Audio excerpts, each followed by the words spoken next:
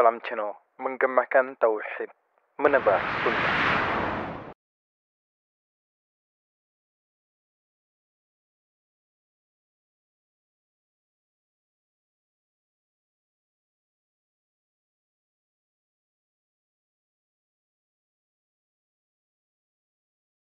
Bismillah, Assalamualaikum warahmatullahi wabarakatuh. Alhamdulillahirabbil alamin. Assalatu wassalamu ala rasulihil karim wa ala alihi wa sahbihi ajma'in. Amma ba'd. Alhamdulillah, di malam ini Allah SWT kembali mempertemukan kita dalam kajian membahas kitab Fikih Asmaul Husna. Dan kita pada pembahasan sebelumnya masih di pembahasan iktiran asma'illahi ta'ala ba'duha bi ba'din, yakni beriringan atau bersandingannya nama-nama Allah antara yang satu dengan yang lainnya. Ya. Kita baru sampai di nomor 6 ya. Nah, nomor 7 ya, sebagaimana sudah kita bahas dalam pertemuan sebelumnya, nama-nama Allah ini kadang tidak hanya satu kata saja ketika dalam akhir ayat ya. Allah menyebut dua nama. Misalnya innallaha sami'un alim. Ada sami, ada alim yang Allah sebutkan. Nah, di sini di nomor 7 sebagai contoh lagi ya. Wa khutimat ayatun kasiratun fil Quran bismaihi subhanahu at-tawwabur rahim ya. Dan banyak juga dalam Al-Quran ada ayat-ayat Al-Quran yang ditutup penghujung hayatnya dengan dua nama Allah, yakni At-Tawwab Ar-Rahim contohnya. Nah, sebagaimana sudah kita jelaskan, At-Tawwab sendiri Allah Maha Penerima Taubat, dan Ar-Rahim Allah Maha Penyayang. Ini punya makna yang sendiri-sendiri. Ketika dia disandingkan, maka nama ini memiliki kesempurnaan yang lebih berlipat lagi, mengandung makna tambahan ya, mengandung makna tambahan, membentuk makna baru ya, yang menunjukkan tambahan makna. Sebagai contoh di sini At-Tawwabur Rahim, Allah berfirman dalam surah Al-Baqarah ayat 37. Allah SWT mengatakan fatalaqa Adamu mir rabbihi kalimatin fataba alaihi. Lalu kata Allah, Adam pun menerima ya, bertalaki, mengambil mengambil kalimat dari Rabb-nya, menerima dari Allah SWT beberapa kalimat ya, yakni ucapan tentang taubat. Lalu fataba alaihi, lalu Allah pun menerima taubatnya. Nah, di sini ditutup ayat ini dengan pernyataan dari Allah SWT, innahu huwat tawwabur rahim. Sesungguhnya Allah dia Maha Penerima taubat dan Maha Penyayang. Begitu pula di surat At-Taubah ayat 118. Tsumma taba alaihim liyatubu. Lalu Allah pun kembali kepada mereka, membimbing mereka taubat. Ini ada penyebutan taubat yang pertama. Taba alaihim, lalu Allah dia menerima taubat mereka sehingga mereka pun bertaubat. Ada dua taubat. Allah pertama ya, menerima taubat mereka, dikatakan taba, Allah kembali kepada mereka, lalu liyatubu, agar mereka ini kembali kepada Allah. Nanti dijelaskan di bawahnya. Dan sesungguhnya Allah Maha Penerima taubat lagi Maha Penyayang. Lalu di surat Al-Hujurat ayat 12, wattaqullah innallaha tawwabur rahim. Dan bertakwalah kepada Allah, sesungguhnya Allah dia Maha Penerima taubat lagi Maha Penyayang. Nah, rangkaian ayat ini menunjukkan adanya rahmat dari Allah SWT, yakni rahim. Tadi dikatakan tawwabur rahim. Nah, rahim ini menunjukkan Allah ya, menyebutkan rahmatnya dari Allah SWT. Tawwab ini menyebutkan adanya maghfirah, ampunan dari Allah SWT. Ya. Lalu di dalamnya ketika digabung ini mengandung makna adanya taufik dari Allah SWT, bimbingan dari Allah SWT, wahilmihi, dan kelembutan dari Allah SWT. Ya. Mengandung makna bahwasanya ketika Allah dikatakan Tawwabur Rahim, Allah ya, menyambut hati orang yang bertaubat tadi, aqbala biqulubit taibin ilaihi, Allah sambut hati orang ini yang bergerak untuk bertaubat kepadanya. Lalu wa waffaqahum li fi'lil asbab, Allah beri bimbingan dia, Allah beri taufik dia untuk melakukan sebab. Ya, Allah bimbing mereka ini untuk melakukan sebab. Yang sebab inilah membawa mereka untuk sadar lalu bertaubat kepada Allah. Jarang orang itu tiba-tiba aku nak taubat Jarang, Pak. Orang itu mendapat taufik dulu. Kadang karena dia tiba-tiba ada orang ngajak, yuk kita mampir sholat. Tiba-tiba dengan sebab dia mengerjakan sholat. Ada orang kawannya mengajak, yuk kita hadir pengajian. Awalnya tidak terpikir untuk bertaubat. Tapi dengan dia duduk di pengajian, tiba-tiba dia mendengarkan nasihat-nasihat, kajian-kajian, mulai tertarik. Lalu menggugah kesadaran dia. Inilah namanya taufik. Bimbingan dari Allah, Allah menggerakkan hatinya. Nah inilah dia, ya, sehingga membawa dia untuk bertaubat, ya, dengan taufik dari Allah SWT. Lalu Allah merahmati dia. Nah, lalu summa ghafara lahum wa rahimahum. Lalu Allah mengampuni dia dan melimpahkan rahmatnya kepada dia. Maka taba alaihim awalan bitaufikihim. Yang pertama, Allah memberi taubat kepada mereka sebagaimana tadi, summa taba alaihim liyatubu. Allah memberi mereka taubat yang pertama itu maksudnya Allah memberi taufik kepada mereka untuk melakukan sebab, melakukan jalan menuju taubatnya. Dengan taufik tadi, ya. Lalu taba alaihim saniyan.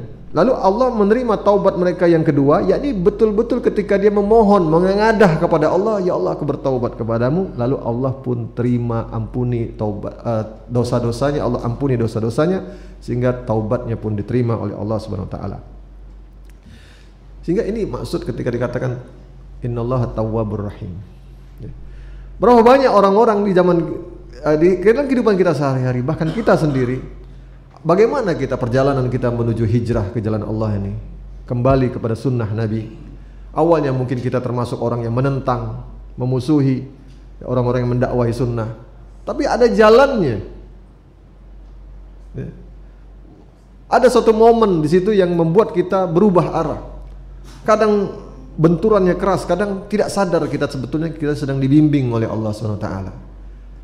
Ya, nanti kita lanjutkan lagi di sesi yang lain karena ada di sini juga bersangkutan dengan hal ini. Lalu yang ke-8, di dalam Al-Quran juga banyak khatmu ba'dil ayat al-mustamilah ala asbabir rahmah wa asbabil uqubah. Ada banyak ayat, rangkaian ayat yang menyebutkan tentang datangnya rahmat dari Allah SWT. Dan banyak ayat juga, rangkaian ayat itu juga sedang bercerita juga di sisi yang lain bercerita tentang azab dari Allah Subhanahu wa taala. Lalu Allah menggabungkan rangkaian ayat adanya rahmat, adanya azab dari Allah Subhanahu wa taala ini ditutup dengan ayat, ya. Innallaha, seperti Al-Ghafur Ar-Rahim wa huwal Ghafurur Rahim. Misalnya seperti itu. Dan Allah Maha Pengampun lagi Maha Penyayang. Maka dalam situasi penutup ayat yang seperti ini, ya, kita harus mentadabbur, harus merenungkan. Bahwasanya menunjukkan ini dilala ala azimi mannihi subhanahu, betapa agungnya, betapa besarnya karunia dari Allah Subhanahu wa taala, ya, berupa ampunan dan berupa rahmat. Bahwasanya rahmat dari Allah dibandingkan azabnya, dibandingkan murkanya, maka rahmat dari Allah dia mengalahkan murkanya. Sehingga jadilah yang nampak kepadanya berakhir pada adanya rahmat dari Allah SWT, dibimbing dia mendapatkan atau menempuh jalan sehingga dia menjalani sebab-sebab untuk mendapatkan rahmat dari Allah SWT. Ya, nah ini sebagai contoh. Jadi ketika di situ disebutkan Allah itu Maha Pengampun, tapi juga ketahuilah sesungguhnya Allah Maha keras siksanya. Lalu ditutup dengan ayat, dikatakan di situ dalam rangkaian ayat tersebut, sesungguhnya Allah Maha Pengampun lagi Maha Penyayang. Menunjukkan Allah memang Maha keras siksanya, namun apabila hamba ini bertaubat, Allah tidak dendam. Berbeda dengan manusia, kalau ada orang sudah jahat sama dia, dakkannya nak ku maaf ke dia tu. Mugola 100.000 dia minjam, minjam 100 tadi. Loleh dak mayar, cak-cak dak tahu, daknya nak ku maaf ke. Ku tagih ke di akhirat. Itu manusia, Pak. Ya. Tapi dari sisi Allah SWT, Allah tidak mendendam. Dia Al-Ghafur Ar-Rahim. Ketika orang diminta maaf, ya, Allah menyambutnya.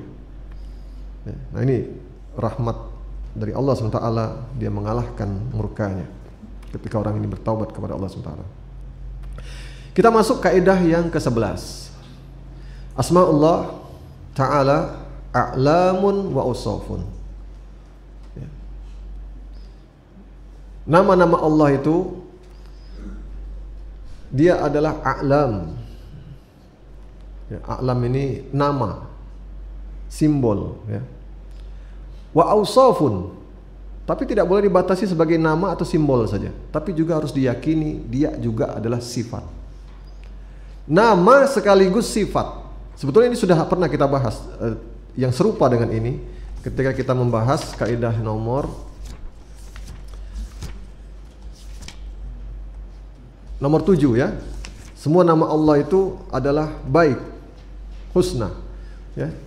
Kita sudah bahas bahwasanya dia tidak hanya nama saja tapi juga mengandung sifat. Ya, kita juga sudah bahas. Nah, di sini lebih merinci lagi, menjelaskan. Nah, perlu kita pahami di antara kaidah yang sangat kuat sekali, berfaedah sekali, bermanfaat sekali dalam masalah meyakini atau memahami tentang nama dan nama-nama Allah yang husna, bahwasanya nama Allah dikatakan al-husna, ya. Itu a'lamun wa ausafun, harus diyakini dia berupa nama dan sekaligus sifat. Nama Allah al-husna kan disebut walillahil asmaul husna, tidak disebut sifat. Walillahil asmaul husna, Allah itu mempunyai nama-nama yang indah, tidak dikatakan sifat. Namun kandungannya itu harus diyakini nama-nama Allah semuanya adalah a'lam dan semuanya adalah ausaf, nama sekaligus sifat, tidak bisa dipisahkan. Wal wasfu biha la yunafi al-alamiyah. Adapun sifat, ya, adanya sifat bagi Allah tidak menghilangkan nama, tidak bertentangan dengan nama, ya. Maka berbeda halnya dengan manusia. Kadang ada orang namanya ini umpama nama kita ini tidak selalu sesuai, Pak, nama kita ini dengan sifat kita. Namanya bagus, woi sifatnya kebalikan. Ada lemak nyebut nama kayak contoh kayak ada itu singgung tak? Bayang ke bela ya tak? Insya Allah lah tertila ya. Nah, namanya bagus, tapi kelakuannya kebalikannya. Maka nama tidak sesuai dengan sifat manusia itu, Pak. Ya. Tapi kalau Allah, nama Allah itu husna, berada dalam puncak keindahan, puncak kebaikan, puncak kesempurnaan. Maka nama Allah pasti sesuai dengan sifatnya. Mutlak ini, Pak. Kalau ada orang mengatakan nama baik tak kata sifat, dia berarti menjatuhkan Allah, nyamu ke Allah dengan manusia tadi. Oh, nama baik bagus, kelakuannya minta ampun, jong. Ngurut dado, tersedih nyengok budak ini, nama baik bagus, kelakuan, ya, macam apa, macam tahun juga kan, macam-macam, ya, namanya baik yang bagus. Nah ini, maka kalau kita mengatakan Allah itu hanya nama saja, tidak punya sifat, sebagaimana banyak orang-orang yang menolak sifat Allah SWT, sama saja apa dia? Menghina Allah SWT. Itulah makanya Ahlussunnah wal Jamaah sangat peduli sekali dengan asma wa sifat ini, tauhid al-asma wa sifat. Ya. Firqah-firqah yang menyimpang paling banyak berurusan dengan tauhid asma wa sifat. Ya.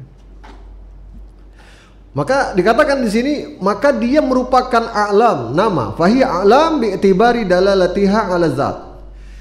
Dia dilihat dari zatnya Allah, maka dia label, simbol, nama. Oh, si fulan, seperti kita melabeli apa nih, masjid kasih nama, rumah ini kasih nomor. Untuk apa itu? Identitas, tidak? Dari sisi zat ini sebagai identitas, nama. Ya, teko kucing dikasih nama. Ya, ini untuk identitas, label. Dari sisi zatnya Allah ini a'lam, nama. Namun dari sisi makna dia adalah sifat. Misalnya nama Allah Ar-Rahim. Nama Allah Ar-Rahim. Ya. Tapi dari sisi kandungan maknanya, ini sifat. Ar-Rahim itu artinya maha penyayang. Maknanya berarti Allah itu betul-betul maha penyayang, pemilik rahmat. Jangan dipahami nama baik Allah itu Ar-Rahim, Ar-Rahman, tapi Allah tidak ada merahmati. Mengatakan Allah zalim lah, mengatakan Allah macam ini, kita ni apa, tak dikasih rezeki, saro, mak inilah hidup. Ya. Nah ini dia melakukan kesalahan dalam hal tersebut. Maka dari sisi zat tadi, nama tadi, dari sisi wahiyya bil itibaril awal, dari sisi yang pertama yakni berkaitan dengan zat Allah, bahwasanya dia ini adalah seluruh nama-nama Allah yang husna, mau 99 dikatakan atau yang lebih dari 99 itu, semuanya ini adalah sinonim menuju kepada zat yang satu, yakni Allah. Jadi ada orang namanya misalnya Muhammad Abdul Hakim, ada Muhammad, ada Abdul Hakim. Kadang tuh Muhammad Abdul Hakim misalnya Al-Hawari misalnya. Misal seperti ini. Berarti masing-masing nama itu menuju siapa? Satu orang. Muhammadnya iya, ya dia juga. Abbasnya juga, oh dia juga. Itu wongnya Siko aja gitu. Ada orang nyari alamat. Pak, ada ini enggak? Siapa Rupanya, kalau ini ditanya wong itu nah sebelah inilah. Namanya itu panjang, kau tahunya depannya baik. Ya tak? Wongnya Siko. Namanya banyak. Sampai 5 kato. Maka kalau ngasih nama anak jangan panjang-panjang. Kalau dia ujian, saro dia ngisi namanya. Lama ngisi namanya bulat-bulat itu kan. Ya. Tapi jangan puluk sikok kata katanya. Saro dia ngurus paspor. Banyaknya yang sama. Nah, ini menunjukkan kalau dari sisi zat, seluruh nama-nama Allah itu menuju zat yang satu. Dia mutaradifah, sinonim atau menunjuk zat yang satu. Namun dari sisi yang kedua, sifat, kandungan makna, ya, kandungan makna, maka masing-masing nama Allah tadi dengan sifat-sifat yang terkandung dalam nama tadi, dia saling melengkapi, saling menjelaskan, saling menyempurnakan makna antara satu dengan yang lainnya. Paham ya? Nah, dari sisi nama, label, simbol tadi, penamaan bagi Allah tadi, maka dia sinonim menuju zat yang satu. Dari sisi sifat, kandungan, nama Allah yang begitu banyak tadi, dia saling melengkapi, mutabayyinah. Ya, di sini dikatakan wabil itibarisani mutabayyinah, saling melengkapi, saling menjelaskan, saling menyempurnakan. Allah Al-Ghafur, dia ada juga Ar-Rahim. Allah itu maha pengampun, dia juga maha merahmati, dan seterusnya. Ya, Al-Aziz. Ya, dari sisi nama Allah juga itu, tapi dari kandungan makna dia saling melengkapi. Nah, ini tidak saya baca semuanya, akan berpanjangan. Ya. Nah, intinya antara makna dari nama-nama tadi merupakan sifat-sifat yang khusus. Sebagaimana sudah kita bahas tentang iktiron, tentang bersandingnya nama Allah satu dengan nama yang lain. Ya. Al-Qawi, Al-Aziz, itu masing-masing punya makna khusus. Ya. Maka seperti contohkan di sini misalnya dikatakan, ya, Allah itu As-Sami, Al-Basir, Ar-Rahman, Ar-Rahim, Al-Aziz, Al-Hakim. Maka semua nama-nama itu menuju zat yang satu, yakni Allah. Akan tetapi kalau dikatakan Allah Al-Hayyu, maka dia punya makna khusus. Allah maha hidup. Begitu juga As-Sami, dia punya makna khusus. Al-Basir, maha melihat, dia punya makna khusus. Ya. Dan seterusnya, seperti itu.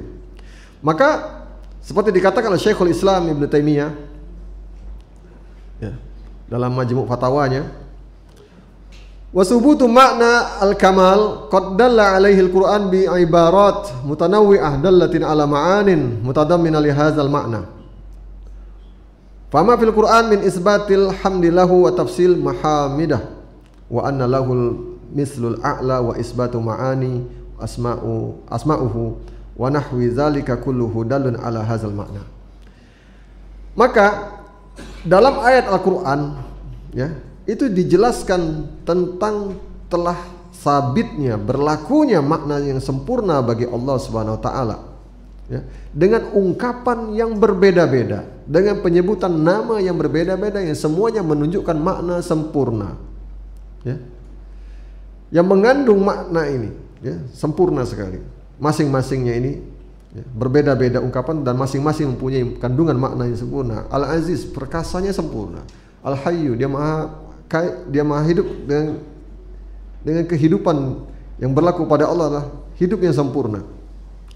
Maka setiap penetapan nama-nama Allah ini yang sempurna pada masing-masing lafaz nama tadi, kandungan sifat-sifat tadi, maka ditetapkan pula bahwasanya Allah dialah maha terpuji dengan kesempurnaan atas seluruh nama-nama sifatnya.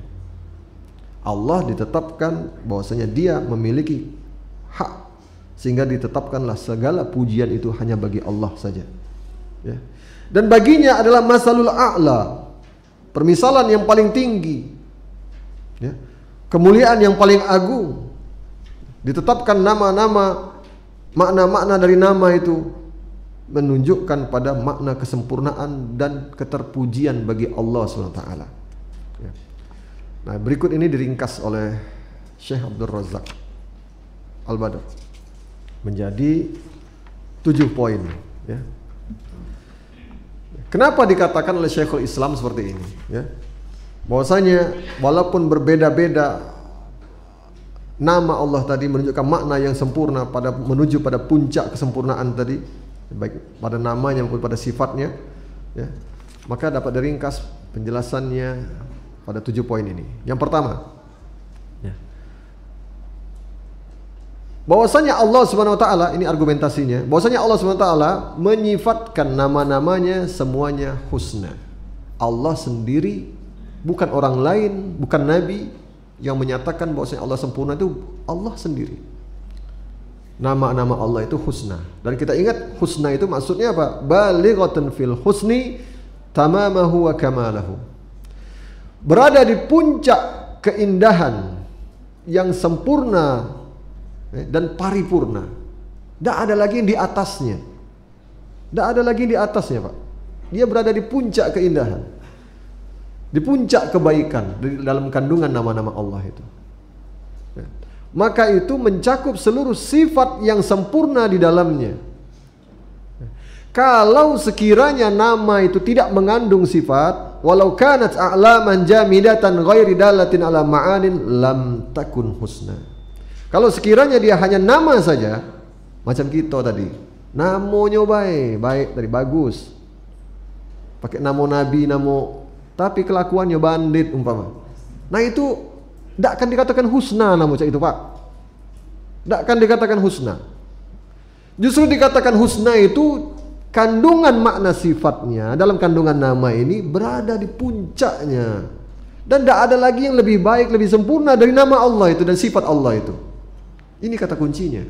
Maka itu dikatakan banyak ayat tadi, falillahil asmaul husna, milik Allah nama-nama yang indah. Ini sisi argumentasi yang pertama. Sisi argumentasi yang kedua, Allah sendiri mengabarkan bahwasanya Allah dia maha tunggal, maha esa, bitafarrudihi bil masalil a'la. Dialah yang memiliki perumpamaan yang paling tinggi, paling mulia ini. Tidak ada yang lain, tidak ada yang di atas Allah. Dalam ayat surat An-Nahl ayat 60 dan surat Ar-Rum ayat 27, walillahil masalul a'la. Dan hanya Allah sajalah yang memiliki permisalan yang paling tinggi. Di surat Ar-Rum, walahul masalul a'la, dan baginya lah, bagi Allah sajalah perumpamaan yang lebih tinggi. Tidak ada lagi di atasnya Allah. Maka itu al-husna, ya. Kalau sekiranya ini tidak dikatakan husna, hanya nama saja, seperti orang Jahmiyah yang menolak mengakui sifat-sifat Allah, atau seperti orang-orang Asy'ariyah, Mu'tazilah, atau Asy'ariyah, Maturidiyah yang mengakui hanya sebagian saja nama Allah itu yang mengandung sifat, sebagian lainnya tidak. Ya seperti tadi, seperti manusia tadi, nama baik yang bagus tidak akan dikatakan husna, ya. Maka itu ketika dikatakan oleh Ibnu Katsir rahimahullah, ya, dalam berkaitan tafsir ayat ini, ia mengatakan al-kamal al-mutlaq, kesempurnaannya mutlak, tidak ada cacat, tidak ada celah, min kulli wajhin, dari seluruh sisinya tidak ada celah sama sekali. Ya. Jadi kalau kita membaca tentang ketemu ayat Allah apa saja, Ar-Rahman, Ar-Rahim, ini resapi, jiwai betapa Allah merahmati, betapa Allah menyayangi, tidak ada kekurangannya sedikit pun. Ya. Kalau sebagaimana dalam hadis Nabi, Allah itu memiliki 100 bagian rahmat, yang dibagikan di muka bumi ini hanya 1 bagian saja. Yang orang berbagi mendapatkan bagian kasih sayang dari Allah, 1 bagian. Ya. Dan dengan itulah induk kuda, induk hewan tidak akan menginjak membunuh anaknya. Bayangkan ya. Betapa Allah dengan di puncak sempurnaan sifatnya. Ya. Kemudian ya, Ibnu Qayyim juga menyebutkan ya, kurang lebih dengan makna yang sama ya, bahwasanya ini ayat-ayat ini menafsirkan bahwasanya perumpamaan yang tinggi itu menunjukkan subutus sifat al-ulya lillahi subhanahu. Bahwasanya sifat-sifat yang tinggi, agung, mulia itu semuanya hanya milik Allah saja. Tidak ada yang lain bisa disifati dengan sifat seperti ini. Walaupun dia raja yang paling hebat sekalipun, walaupun dia orang yang paling adil sekalipun, walaupun dia orang yang paling kejam sekalipun, walaupun dia apapun, tidak akan ada bisa yang mau ditandingkan dengan Allah SWT. Ya. Kemudian yang ketiga, argumentasi yang ketiga, apa yang disebutkan dalam Al-Quran, mawarada fil Quran min isbatil hamdillahu subhanahu wa tafsil mahamidah. Ya. Al-Quran sendiri banyak sekali menyebutkan dalam ayat-ayat Allah mengiringkannya dengan pujian bagi Allah dengan lafaz alhamdulillah atau yang semisal itu ya. Dan menyebutkan sebab Allah layak dipuji dengan alhamdu tadi. Contoh ada di surat Ibrahim ayat 39. Allah mengatakan ya, berkaitan dengan sifat Allah Al-Wahhab, Allah Maha memberi. Al-Wahhab, Allah Maha memberi. Ya. Maka Allah merinci, dia menjadi sebab Allah itu layak dipuji. Sebagaimana dalam surat Ibrahim ayat 39 dikatakan oleh Allah SWT, alhamdulillahillazi wahaba li 'alal kibari Ismail wa Ishaq. Jadi Allah mengutip ucapan Nabi Ibrahim ya, yang mengucapkan segala puji hanya bagi Allah saja. Atas apa? Atas bahwasanya Allah telah memberikan kepadaku, allazi wahabali, yang Allah telah mengaruniakan kepadaku, alal kibari, di usia tuaku ini, anak yang bernama Ismail dan Ishak.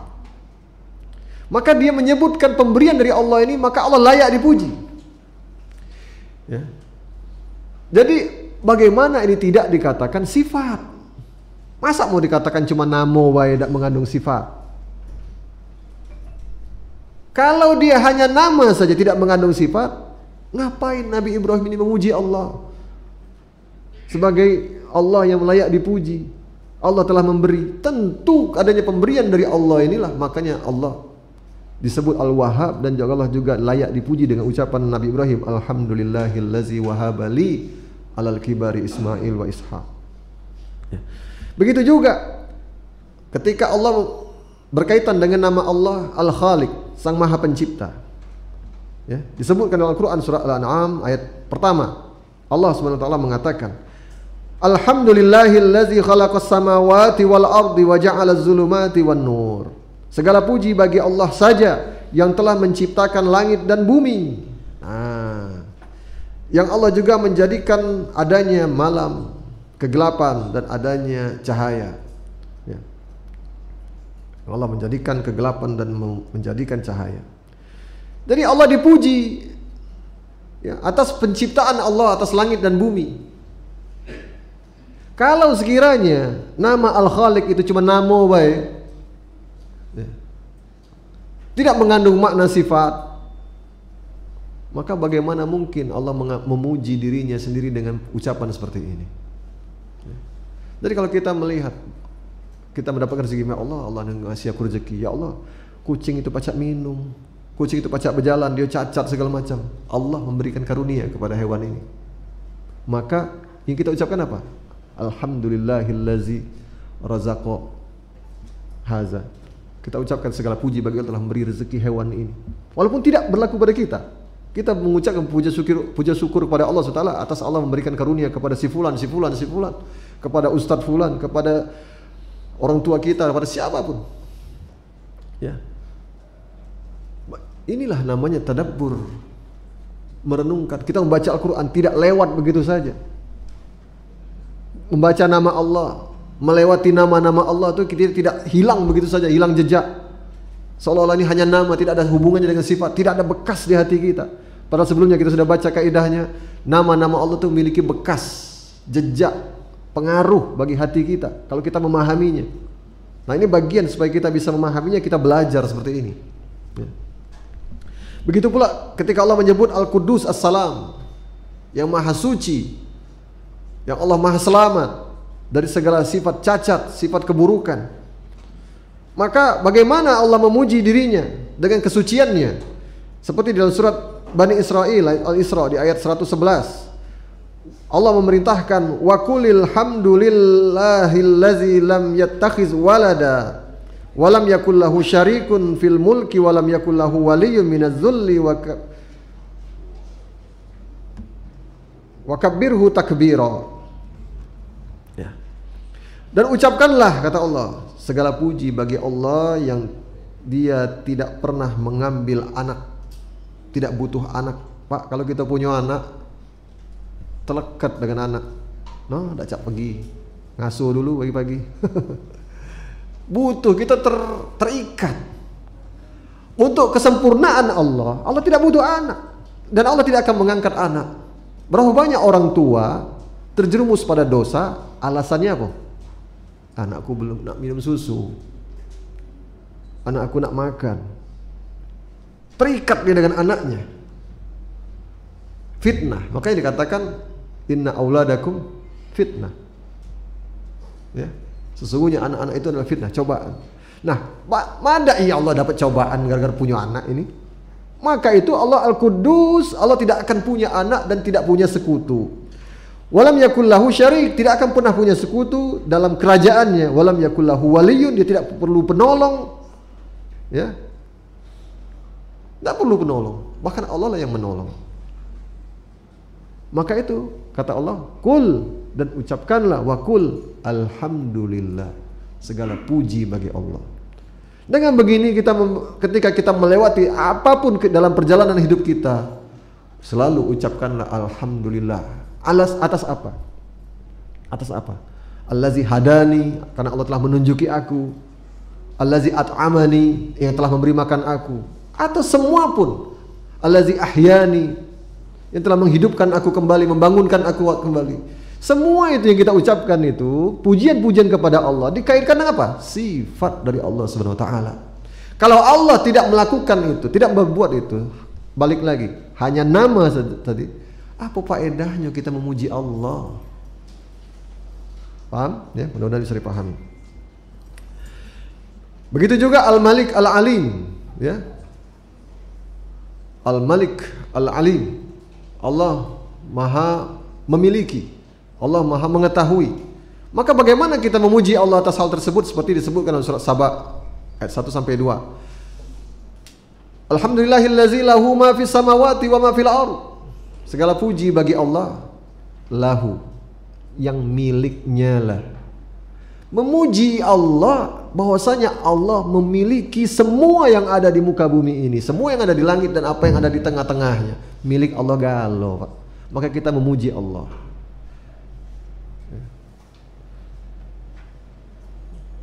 Begitu juga terkait dengan ya'lamu ma di ayat keduanya. Allah Maha mengetahui tadi. Memuji Allah karena Allah Maha mengetahui. Ya'lamu ma yaliju fil ardh. Yang Allah itu mengetahui semua yang masuk ke dalam tanah, baik apapun materialnya, air atau apapun masuk ke dalam tanah, bahkan jenazah kita masuk ke dalam tanah. Allah Maha tahu. Ya. Wa ma yakhruju minha, dan Allah juga Maha tahu apa yang keluar muncul dari dalam tanah. Baik itu minyak, air, sumur yang dibor dan segala macam, atau bahkan kita dibangkitkan nanti dari tanah. Semua Allah mengetahuinya. Biji-bijian, tanaman dan segala macam. Wa ma yanzilu minas sama, Dan Allah juga yang mengetahui apa yang turun dari langit berupa air hujan atau rahmat Allah yang turun dari langit, wa ma ya'ruju fiha, dan apa yang naik ke langit,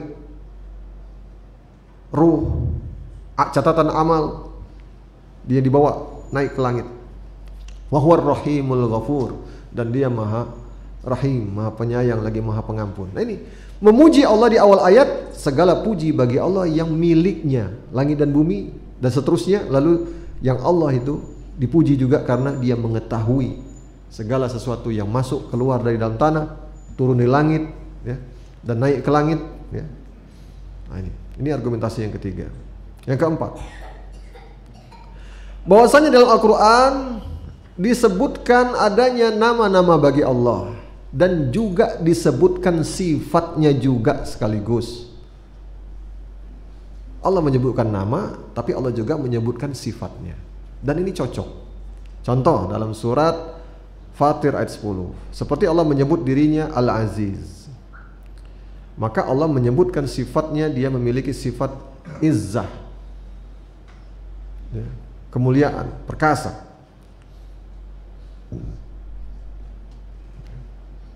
Falillahil izzatu jami'ah, maka milik Allah lah kemuliaan itu, kehormatan itu semuanya. Al-izzah, ya, milik Allah saja. Nah ini ada Allah sebutkan Al-Aziz dalam ayat yang lain, dan juga Allah menyebutkan dia memiliki Al-Izzah, Zul Izzah. Allah menyebut dirinya Al-Alim, maka Allah menyebut dirinya mengetahui berupa perbuatan, berupa sifat, ya, berupa sifat. Seperti di sini di surat Al-Baqarah ayat 255, ayat kursi, dan juga di surat Hud ayat 14. Wala yuhituna bi syai'in min ilmihi, ada ilmu bagi Allah dan tidak ada yang bisa menggapai, melingkupi, ya, ilmu dari Allah sedikit pun. Disebutkan ilmunya Allah, disebutkan di sini min ilmihi. Tidak ada yang bisa melingkupi, mencakup ilmunya Allah atau menggapai ilmunya Allah sedikit pun. Tidak ada yang bisa, ya. Ini disebutkan ilmunya bagi Allah. Kemudian di surat Hud ayat 14, fa'lamu annama unzila bi'ilmillah, ketahuilah oleh kalian bahwasanya Al-Quran itu diturunkan bi'ilmillah, dengan ilmu dari Allah, pengetahuan dari Allah SWT. Jadi dinisbahkan kepada Allah ilmu ini. Artinya Allah memang memiliki ilmu, bukan hanya namo baik tadi, bukan hanya namo baik. Begitu juga Al-Qawi, Allah Maha Kuat, disebutkan dalam surat Az-Zariyat, innallaha huwar razzaqu dzul quwwatil matin. Sesungguhnya Allah dialah yang Maha memberi rezeki, lagi dia memiliki dzul quwwah, memiliki kekuatan yang kokoh sekali. Bukan hanya Allah itu Al-Qawi, namo baik, tapi betul-betul Allah sebut dia memiliki kekuatan. Allah juga menyebutkan dirinya Ar-Rahman Ar-Rahim, maka Allah menyebutkan dirinya memiliki rahmat, sebagaimana dalam surah Al-Kahfi ayat 58, wa rabbukal ghafuru dzur rahmah, dan Rabbmu dia maha pengampun, dzur rahmah, dia benar-benar memiliki rahmat yang dia bagikan, dia tebarkan kepada makhluk-makhluknya, ya. Jadi bukan nama saja. Maka kalau kita belajar seperti ini, Masya Allah, makin terang kita. Kenapa para ulama itu mengatakan bid'ah, sesat, kelompok-kelompok yang mengingkari nama-nama dan sifat-sifat Allah SWT, mentakwilnya, mengubahnya, menolaknya, ya. Makin paham kita, ya. Kemudian Allah juga menyebut dirinya dengan Al-Hakim, Maha Bijaksana, ya. Ini bukan semata-mata nama juga, Hakim, tapi Allah juga memang memiliki sifat bijaksana, sebagaimana dalam surah Al-Qasas ayat 88, lahul hukmu wa ilaihi turja'un, dan dia memiliki hukmu, kebijaksanaan, dan kepadanya lah kalian dikembalikan. Allah juga mengatakan dalam surah Al-An'am ayat 62, ala lahul hukmu wa huwa asra'ul hasibin, ketahuilah sungguhnya Allah memiliki al-hukmu, ya.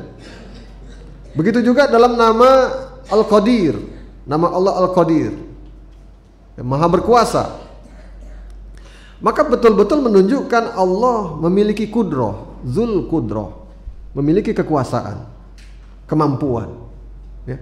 Sebagaimana dalam doa istikharah, ketika kita diajarkan oleh Nabi Sallallahu Alaihi Wasallam, ya, berdoa, Allahumma inni astakhiruka bi ilmika wa astaqdiruka bi kudratika. Ya Allah, aku memohon kepadamu untuk minta dipilihkan bi ilmika. Nah ini tadi yang al-alim tadi. Dengan ilmu yang ada padamu ya Allah, bukan ilmu saya. Ilmu saya ini terbatas, tapi aku minta berdasarkan pilihan dengan ilmumu ya Allah. Lalu bi kudratika, dengan kemampuanmu ya Allah. Dengan kekuasaanmu ya Allah, bukan kemampuan kekuasaan saya. Kekuasaan saya terbatas, saya tidak mampu memilih yang terbaik. Nah ini meminta kepada Allah dengan lafaz doa seperti ini.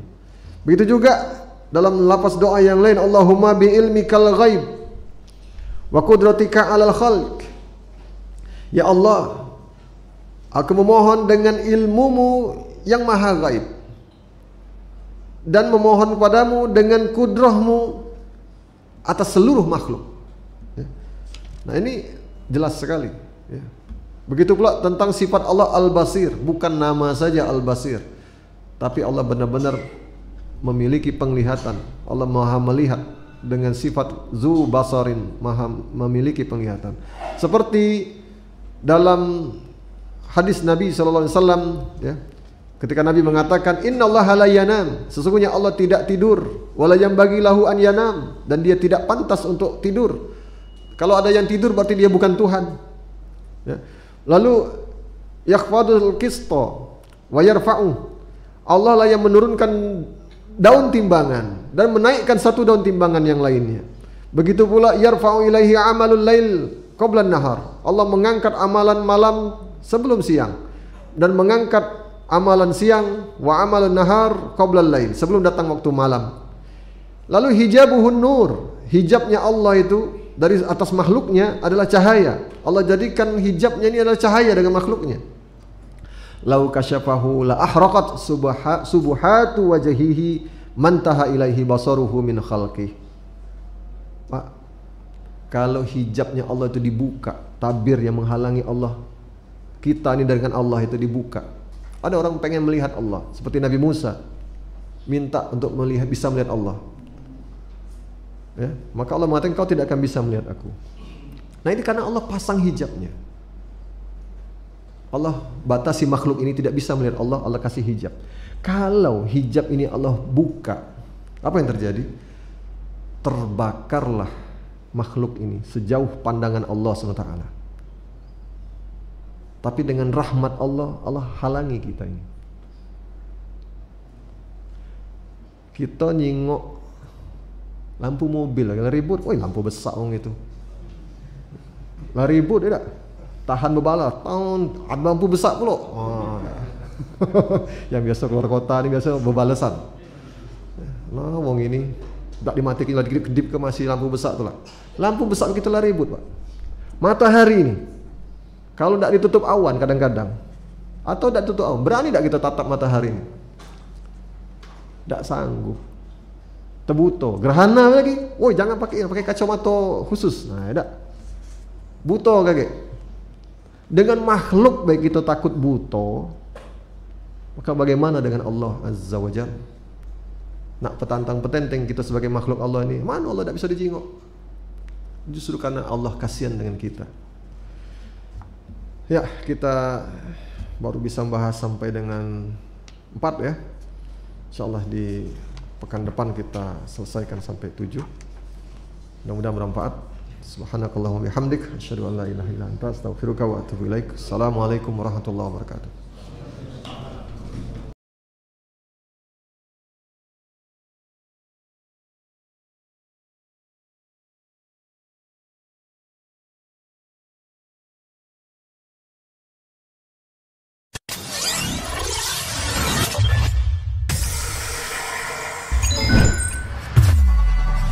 Darussalam Channel menggemakan tauhid, menebar sunnah.